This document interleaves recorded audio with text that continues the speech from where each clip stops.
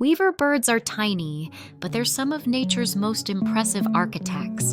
In this video, we'll explore 3 cool things about these incredible builders. Weaver birds build some of the most complex nests in the animal kingdom, woven entirely from grass and twigs. These hanging homes are so strong they can survive wind, rain, and even curious predators.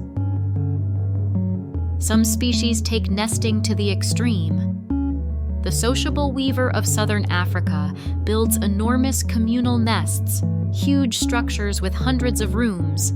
It's like a bird apartment complex where generations live together under one giant roof. Males weave nests to impress females.